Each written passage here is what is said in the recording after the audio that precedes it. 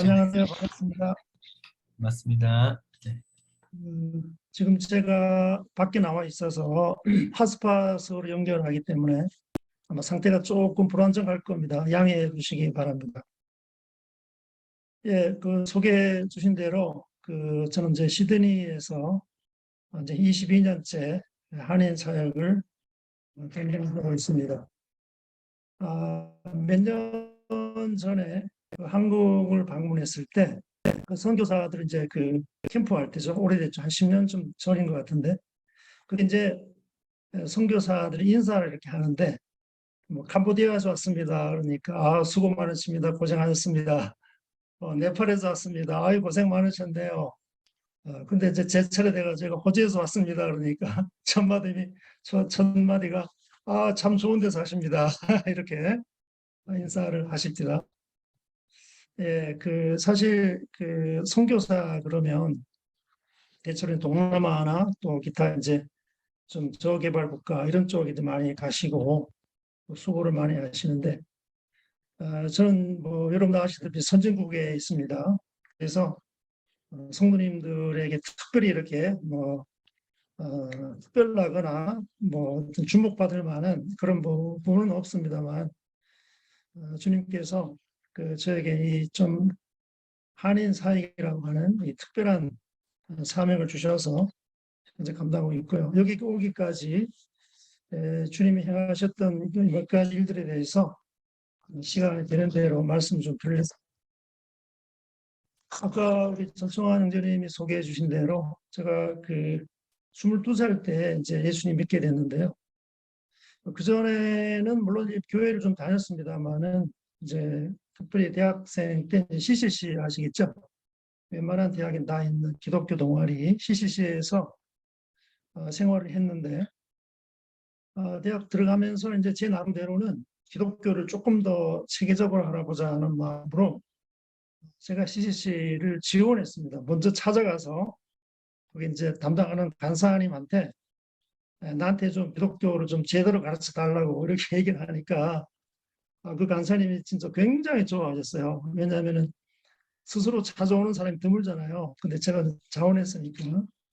그러니까 그분이 이제 처음에 저한테 사형리를 가지고 저한테 전도를 하셨습니다. 뭐 다들 사형리 아시죠, 그죠? 조만한 소책자 그것을 전도를 하셨는데 그분 따라서 이제 뭐 영접 기도도 하고 그랬는데 사실 그것이 이제 훗날에 제가 구원받고 나서 느낀 거는 참 이 복음 전도가 그러니까 케이스 바이 케이스고 상황마다 전부 다른 사람들의 경우인데 이 체계화된 정형화된 복음이 참 문제가 있다는 걸 제가 훗날 깨닫게 됐는데요.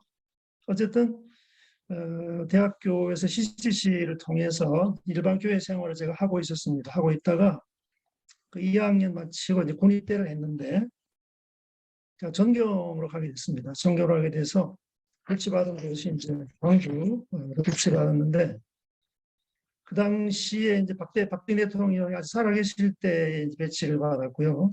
그리고 이제 군대 생활 한 1년 정도 지난 이후에 박 대통령께서 돌아가시고 유명한 5.18이 터지게 되는 거죠. 그러니까 그 무렵에 이제 저는 교회는 못 갔죠. 군대에 있고 또 워낙 5.18이 아주 심각하니까. 저는 그 현장을 제가 다 겪었습니다. 여러분 주로 이제 뭐 영상이나 또 영화를 통해서 간접적으로 보셨겠지만 저는 현장에서 1980년 5월 18일 날부터 시작된 광주의 현장을 제가 다 경험을 하고 참 수많은 사람들이 죽고 이런 거를 제 눈으로 보고 그랬는데요. 그 무렵에 이제 광주 그 당시 계시던 이원재 형제님을 만나면서 제가 구원을 받게 됐습니다. 그때 제가 제대를 81년도에 했는데 그 다음 해 제대를 했는데 제대하기 위해서 이제 인사하기 위해서 교회를 찾아갔는데 어떤 형제님이 저보고 질문을 하시더라고요. 형제님 5.18이 왜 일어났는지 아세요? 그래서 제가 그걸 어떻게 알겠습니까? 그랬는데 그 형제님이 저를 보시고 정색하시면서 바로 그 이강일 형제 구원받게 하기 위해서 일으킨 겁니다. 그 얘기를 하시더라고요. 저는 5.18에 제가 주범입니다. 주범. 마치 그 도망치는 요나를 돌이키기 위해서 하나님께서 좀 별의별 방법을 하셨잖아요. 뭐 배가 막 뒤집힐 정도까지 가고 결국 이제 바다에 던져지고 물고기에 밥이 되고 또 낫이 토해내고 이런 과정을 거쳐서 요나를 살려주셨던 것처럼 지금도 아직 5.18이 진상이 아직 정확히 안 밝혀졌잖아요. 근데 저는 주님 앞에 제가 깨닫는 것은 주님 제가 5.18의 주범입니다. 이런 고백을 늘 하고 있습니다. 그때 이제 5.18 이후로 제가 구원받고 나서 그 학교 다시 복학하고 제대하고 서대문 교회에서 이제 그 직장 생활하고 했고요. 85년도에 이제 결혼하고 나서 늘 제 마음 가운데에는 이제 주님의 사역에 대한 그런 그 늘 목마름이 있었습니다. 앞으로 가야 할 길이라는 것을 알았고 또 주님 믿고 난 이후로도 계속해서 이 사역에 대한 부분이 제 마음에 깊이 있었기 때문에 결혼하는 부분에 있어서 이것이 굉장히 중요한 기도 제목이 됐고요. 그래서 제가 그 아내를 만난 것도 바로 이런 이제 계기가 됐는데 제가 결혼할 무렵에 이제 결혼 그 기도 제목이 두 가지가 있었는데요. 첫 번째는 뭐냐면은 자매는 반드시 주일 학교를 하는 자매야.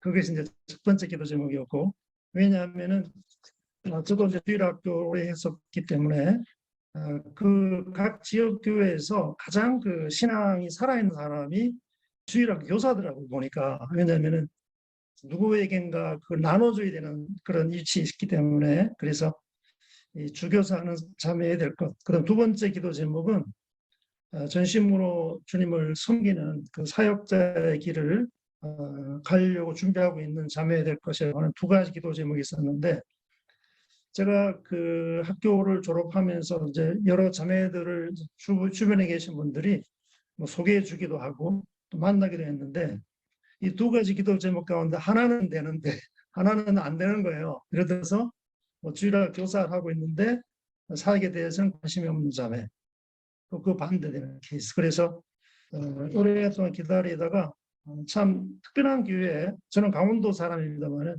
부산에 있는 이제 우리 자매를 만나면서 교제 중에 제가 이제 확인하게 된 것이 두 가지를 가지고 있는 그런 간증을 통해서 주님이 주신 자매인 걸 알게 됐고 같이 이제 언젠가 주님이 부르시면 이 사역에 대한 그 이제 일을 위해서 헌신하고자 하는 마음을 가지고 있는데 1990년도에 제가 이제 33살 때죠. 33살 때 주님께서 이제 그 제가 연고가 없는 대구로 부르셨습니다. 대구 남부교회가 그때 개척되면서 사역자가 없는 상태에서 형제님들 중심으로 개척되면서 제가 그 부르심을 받고 대구 남부교회에서 10년 동안 사역을 이제 하게 됐죠. 저는 그 당시에 그 대구에서 그 평생을 그냥 뼈를 묻는다는 마음으로 갔습니다. 전혀 연고도 없고 아는 사람도 없는 또 그리고 솔직히 그 대구라는 지역이 저한테 별로 그렇게 내키지 않는 지역이었는데 왜냐하면은 대구 사람들이 상당히 억세잖아요. 상당히 억세고 강하시고 그래서 저는 대구 쪽을 별로 생각이 없었습니다. 그런데 주님께서 아주 강압적으로 말씀을 통해서 그렇게 인도하셨습니다. 그 한국의 그 유명한 그 서정주 시인이 그 평상시 했던 말이 있는데 뭐냐면 내 시의 그 8할, 그 80%는 바람이다. 제가 그 서정주 시인의 그 말을 들으면서 제 신앙의 80%는 큐티입니다라고 말씀드릴 수 있겠습니다. 그래서 제가 주님 믿고 난 이후에 그 아침마다 그 큐티를 통해서 주님이 세밀하게 말씀해 주셨고 또 직장을 그만두고 사역으로 가게 되는 그때 상황이나 또 아내를 만나는 상황이나 또 대구로 가게 된 그런 모든 상황들이 아주 정확하게 그 말씀으로 분명하게 인도해 주셨기 때문에 저는 망설임 없이 모든 것을 놓고 이제 순종할 수 있었는데요. 그러다가 이제 그 1990년부터 한 10년 정도를 대구 남부교회에서 이제 주님을 섬기고 있었는데 아까 말씀드린 대로 저는 그것이 제 인생의 전부가 될 거라고 생각을 했습니다. 그러다가 1997년도에 그 당시 이제 한국의 몇몇 형제님들이 한국에도 그 어떤 그 교육기관이 필요하다. 지금 CTI 얘기하는 겁니다. 그때 생기기 전이었는데 CTI의 필요성을 느끼고 몇몇 형제님들이 이제 호주를 방문하셨습니다.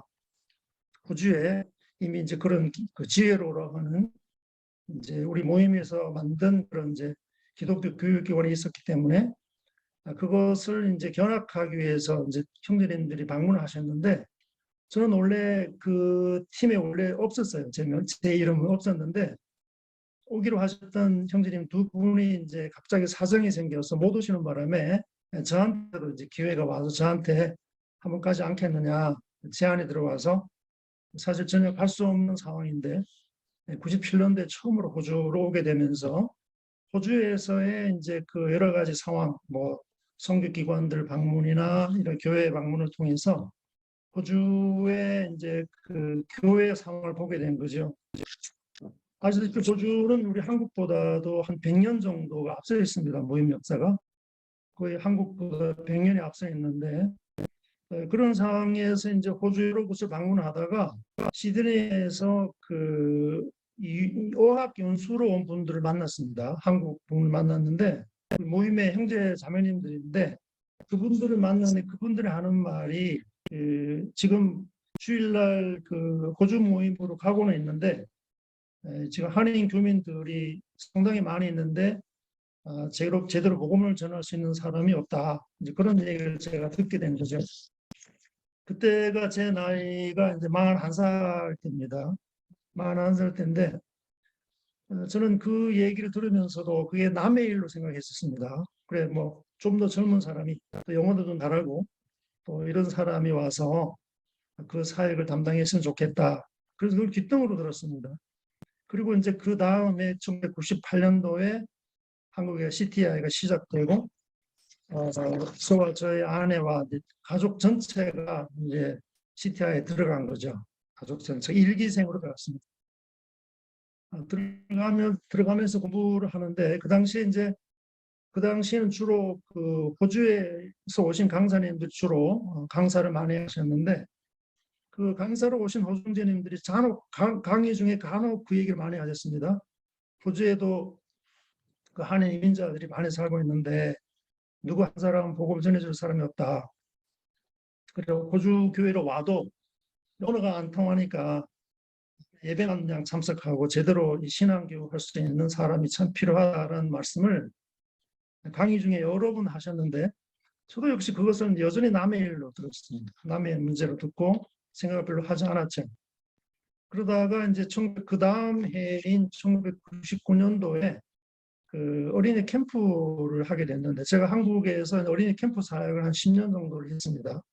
하는데 그해 1999년 1월 달에 그 어린이 캠프 주제가 뭐였냐면 그 아브라함의 생애에 대해서 그 3시간에 걸쳐서 말씀을 전하는 그 일을 제가 맡아서 아브라함의 그 부르심과 아브라함의 그 실패 부분과 또 순종에 대한 부분을 해서 그 3시간 말씀을 이제 제가 담당하게 됐는데 첫 시간에 그 우리 아시는 대로 창세기 12장에 하나님께서 아브라함을 이제 부르시는 그 장면을 이제 그 아이들한테 이제 말씀을 전하고 있는데 제가 아이들한테 그런 얘기 했거든요. 아마 여러분들 중에도 하나님이 부르시는 사람이 있을 거다. 아브라함처럼 본토와 친척과 아버지 집을 떠나서 하나님이 인도하실 땅으로 가야 될 사람이 있을 거다.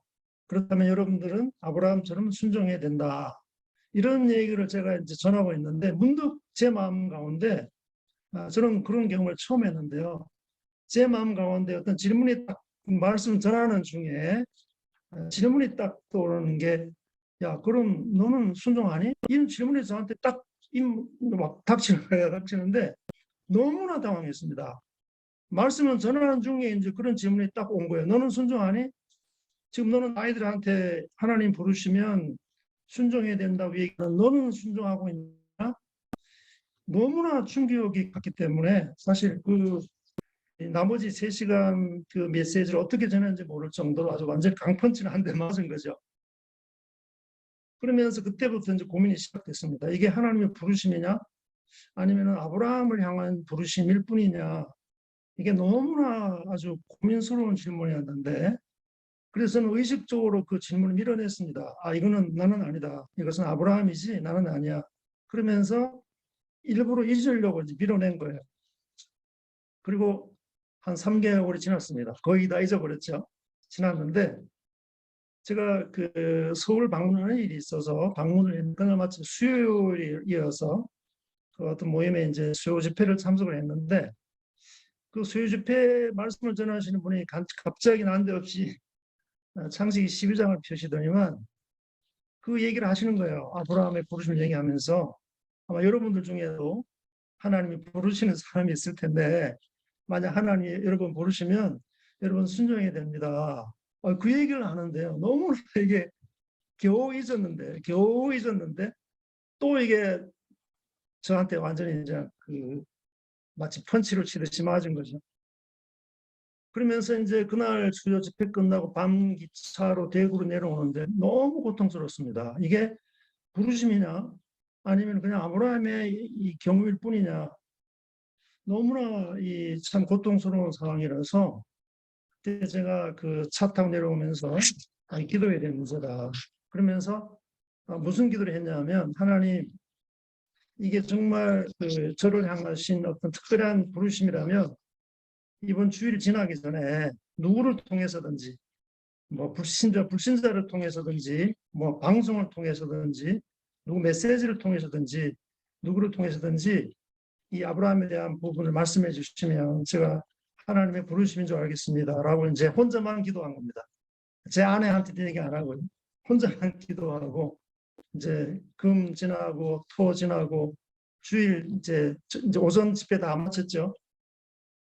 그런데 전혀 뭐 없으니까 이제 나는 아니야 이렇게 끝났는데 그날 저녁 집회를 우리가 대구에 있을 때 한 달에 한 번씩은 외부 그 모임을 방문해서 같이 연합 집회를 하는 그런 집회가 있었습니다. 그날 제가 영천교회를 방문을 했는데 그 영천교회 그 말씀 전하시는 갑자기 뜬금없이 히브리서 11장 8절을 펴시는 거예요.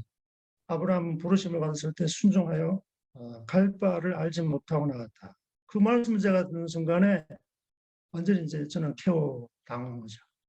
특별히 그 중에서 이 순종이라는 단어가 너무나 강하게 저한테 와닿았습니다.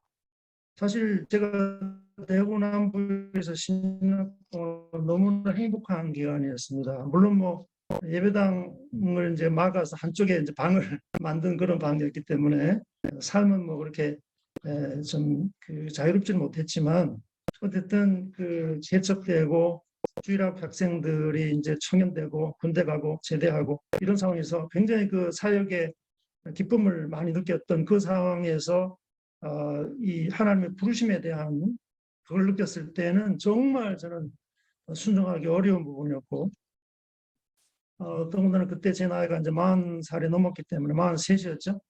그런 상황이기 때문에 정말 순종하기 어려운 부분이었습니다. 그런데다가 이제 거기서 기도 제목이 됐고요. 그래서 그날 돌아와서 이제 고민하다가 이제 아내한테 얘기를 한 거예요. 하나님이 우리를 부르시는 것 같아. 부르시는데 그것이 국내 사역은 아닌 것 같아.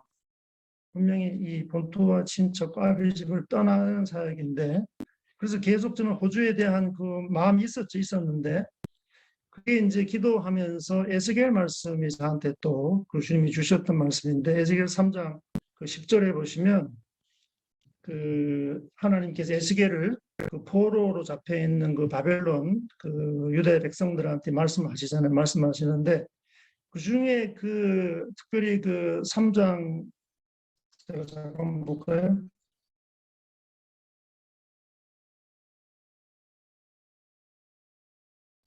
에스겔서 3장 그 11절에 보시면 이런 말씀입니다. 사로잡힌 내 민족에게로 가서 그들이 듣든지 아니 듣든지 그들에게 고하여 이르기를 주 여호와의 말씀이 이러하시다. 이 사로잡힌 내 민족들이라고 하는 이 부분을 통해서 하나님께서 저를 부르신 사역이 이방 사역이 아니라 바로 그 동족인 우리 한인 교민들 위한 사역이라는 사실을 제가 확실하게 이제 깨닫게 된 것입니다. 그래서 저는 뭐 제가 변명도 많이 이제 주님 저도 나이도 많이 넘었고 영어도 제대로 못하는데 저는 해외 사역은 제가 할 수 없는 이제 그런 자입니다라는 고백을 했는데 주님 주시는 메시지는 네 민족에게로 가라. 사로잡힌 네 민족한테로 가라. 저는 그래서 비로소 이제 이민자들의 삶이 사로잡혀 있다는 사실을 깨닫게 된 겁니다. 이게 사실 아까 말씀드린 대로 호주 그러면 되게 뭐 부유한 나라, 잘 사는 나라로 생각하지만 그게 뭐 세상적인 관점으로 보면 그렇지만 사실 주님의 관점으로 보면 그들은 사로잡혀 있는 거잖아요. 사탄에 사로잡혀 있는 사람들인데 그것을 보게 해 주셨습니다.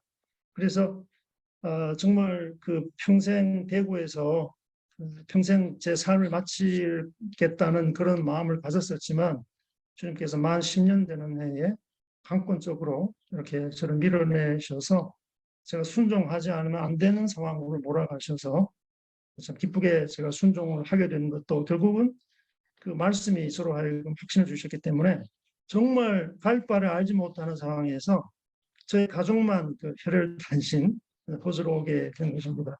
그래도 참 호주의 그 한국의 CTI와 관계에 있었던 그 지혜로를 통해서 어쨌든 뭐 비자 관계는 이제 해결은 됐지만 뭐 집 구하는 문제라든지 아이들 학교 관계는 저희가 전부 다 이제 뭐 바디 랭귀지로 그냥 그렇게 해서 시작을 했고요. 그렇게 이제 한인 그 모임이 사역이 시작됐는데 뭐 처음에는 뭐 저희 가정 식구들만 저희 아내 제 아내와 아이들 둘 그렇게 이제 시작을 하면서 한 사람 한 사람씩 그 유학생들을 이제 주님께서 만나게 해주셨습니다. 유학생과 그다음에 단기 언어 연수로 온 학생들 중심으로 이제 그 복음을 전하고 또 그들로 하여금 그 이제 그 성도로서의 삶을 살 수 있도록 심려와 또 교육 사역을 하게 됐습니다.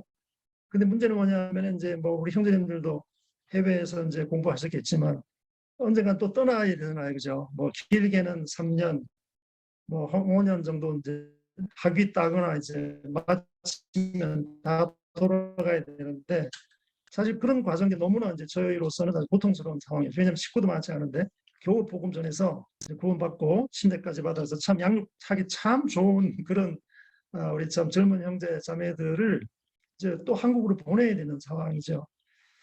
그것이 뭐 계속된 사역입니다. 해마다 만나고 보내고 만나고 보내고 만나고 보내고 그러니까 우리 아이들이 어떤 해에는 그 이제 오신 학생들과 아주 굉장히 친하게 지내다가 매년마다 떠나가니까 아이들도 이제 정을 안 주는 거예요. 새로운 분들한테 또 가야 될 사람이니까. 그래서 그것이 이제 저한테는 굉장히 그 부담스러운 기도 제목이었어요. 이제 주님 앞에 원망도 되고 그랬는데 어느 한날 제가 기도 중에 주님이 저에게 주신 깨달음이 뭐냐면 야 너는 사공이야. 너는 사공이다. 야 사공이 하는 일이 뭐더냐. 저한테 그걸 깨닫게 해주신 겁니다. 사공이 하는 일이 뭐냐. 사공은 결국은 이쪽 편에서 저쪽 편까지 이제 사람을 실어주는 걸로 그 사명이 끝내야 되는데 만약에 사공이 그 실어주는 걸로 안 하고 배에다가 사람 태우기만 하면 그 배가 어떻게 되겠느냐. 이런 깨달음을 저에게 주셨습니다. 그래서 제가 참 주님 앞에 회개한 것이 내가 이 학생들을 끌어안고 정말 뭐 교회 식구들 키우는 쪽에 마음이 있었다는 걸 제가 깨닫게 됐고요. 그 후부터 제 마음이 좀 자유로워졌습니다. 나는 이쪽 편에서 저쪽 편으로 구원받게 해서 한국으로 돌아가서 한국 모임으로 연결시켜 주는 게 내게 주신 사역이다. 그걸 깨닫게 되면서 마음이 자유롭게 됐고요. 그 와중에 이제 그 정착하는 우리 청년들이 생겨났습니다. 한두 사람씩 이제 뭐 기술 이민이나 이제 그 학교 정식 이제 유학생 들어가면서 장기적으로 머무는 학생들이 이제 있게 된 거죠. 그러면서 이제 한 가정, 두 가정씩 이렇게 생겨나게 됐고, 현재 저희는 이제 가정 수로는 한 10가정 정도 되고요. 그 다음에 이제 그 아이들까지 해서 주일날 한 40명 정도가 지금 모이고 있습니다. 그리고 이제 그 예배당 문제가 사실 굉장히 중요한 문제였는데, 처음에 그 사역이 시작되고 2000년도부터 이제 시작이 되고 2017년까지 그 호주 그 모임이랑 같이 모였습니다. 그래서 예배는 영어로 하고, 그다음에 이제 메시지는 일부는 영어로, 일부는 한국어로 따로 이렇게 시간을 가졌습니다. 호주 모임을 이제 사용이기 때문에 큰 문제는 없었고, 문제 잘 지내왔는데, 근데 호주 모임의 이제 그 실태가 너무나 참 열악한 거를 제가 보게 된 겁니다. 호주 모임으로 처음 갔을 때 그 모임이 아주 장소는 굉장히 좋은 장소였습니다. 좌석 수로는 한 200석 정도 아주 잘 꾸며진 그런 예배당인데, 그 예배당에 이제 남아있는 호주 성도님들이 5명만 남아 있었습니다. 교회는 한 80년 된 교회고요. 80년 된 교회고 굉장히 아주 잘 꾸며진 교회인데, 성도 수는 5명밖에 남지 않았는데, 그분들마저도 호주 분들이 아니고 그 피지에서 이민 오신 분들 한 두셋, 또 뭐 필리핀에서 이민 오신 분들 한 2명, 이렇게 해서 한 5명 정도가 남아있는 그 예배당을 보면서 우리가 여기서 섬겨야 되겠다 해서 이제 같이 모이게 된 것입니다. 한 18년 정도를 이렇게 17년 정도를 이렇게 모였는데, 정말 그 호주 분들 전도가 참 어렵습니다. 뭐 아마 미국도 그렇겠지만 호주는 워낙 그 나라 자체가 그 사회보장제도가 잘 돼 있잖아요. 잘 돼 있다 보니까 굳이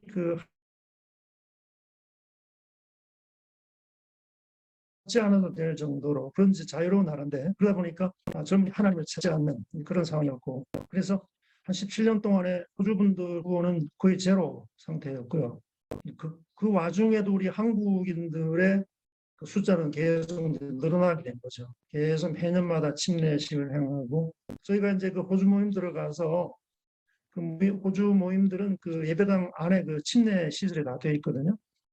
강대상 밑을 열면 그 침례탕이 있는데, 저희가 처음에 우리 한국인 그 침례를 행하려고 뜯어보니까 그 안에 온갖 쓰레기가 다 차 있는 거예요. 무슨 뭐 안 쓰던 의자, 뭐 매트리스, 그러면서 그걸 다 청소하면서 느낀 게, 호주 모임의 이 침례탕은 사탄이 잠자는 곳이구나.